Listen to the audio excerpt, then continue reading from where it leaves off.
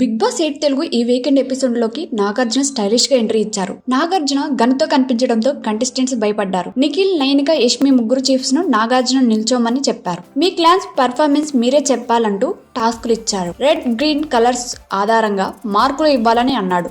యష్మి మొదట అభయ్కి green colour ఇచ్చింది. Abhay task లో బాగా ఆడాడని యష్మి చెప్పింది. అభయ్ టాస్క్ లో పక్షపాతంగా వ్యవహరించాడని, ఉద్దేశపూర్వకంగా తనను తోసేశాడని విష్ణుప్రియ అభయ్ తప్పులను నాగార్జునతో చెప్పింది.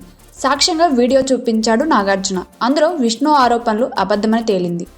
పృథ్వీకి కూడా గ్రీన్ కార్డ్ ఇచ్చింది యష్మి. కానీ పృథ్వీ ఆటలో ఆవేశం ఎక్కువగా కనిపిస్తుందని నాగార్జున క్లాస్ ఇచ్చాడు.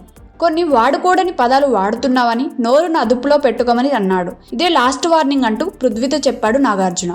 ప్రేరణకు మాత్రం రెడ్ కార్డ్ ఇచ్చింది యష్మి. ఆమె ఆటలో కన్ఫ్యూజన్ ఎక్కువగా కనిపిస్తుందని యష్మి కంప్లైంట్ ఇచ్చింది. బిగ్ బాస్ లో తనకు రెస్పెక్ట్ లేదని ప్రేరణ ఎమోషనల్ అయ్యింది. సోనియా వ్యక్తిగతంగా సరిగ్గా గేమ్ ఆడటం లేదన్న యష్మి ఆమెకు కూడా రెడ్ కార్డ్ ఇచ్చింది. ఫుడ్ షేరింగ్ తో పాటు యష్మి తీసుకున్న విషయాల్లో తాను హట్ అయినట్టు సోనియా అన్నది. హౌస్ లో ఎక్కువగా ఆలోచిస్తున్నా, ఎమోషనల్ అవుతున్నావంటూ సోనియాలోని తప్పులను నాగార్జున ఎత్తి చూపారు. విష్ణుప్రియను ఉద్దేశించి సోనియా నోరు జారిన మాటల్ని నాగార్జున వీడియో ద్వారా చూపించారు. మాట అదుపులో పెట్టుకోవడం అవసరం అంటూ క్లాస్ ఇచ్చారు. అవతలి వాళ్ళ గురించి చాలా విషయాల్లో తప్పుగా మాట్లాడుతున్నావని వార్నింగ్ ఇచ్చారు. ఇలాగే ఉంటే ఆడియన్స్ దృష్టిలో కింద పడిపోతామని నాగార్జున అన్నారు. ఫస్ట్ వీక్లో ఉన్న శేఖర్ భాష సెకండ్ వీక్లో డల్ అయ్యాడని యష్మి కంప్లైంట్ చేసింది. శేఖర్కు బాబు పుట్టాడని గుడ్ న్యూస్ను నాగార్జున వినిపించారు. నాగార్జున చెప్పిన మాట వినగానే శేఖర్ భాష ఎమోషనల్ అయ్యాడు. చివరగా తన ఫోటోను కూడా రెడ్లోనే పెట్టింది యష్మి. ఈ వీక్ తను డౌన్ అయ్యాడని యష్మి అన్నది.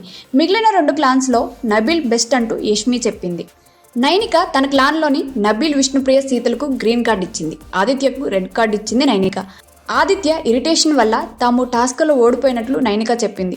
నైనికకు సారీ చెప్పాడు ఆదిత్య. మిగిలిన వారితో ఉన్న ఏజ్ గ్యాప్ కారణంగానే కొన్ని చెప్పలేకపోతున్నట్లు ఆదిత్య ఓం అన్నారు.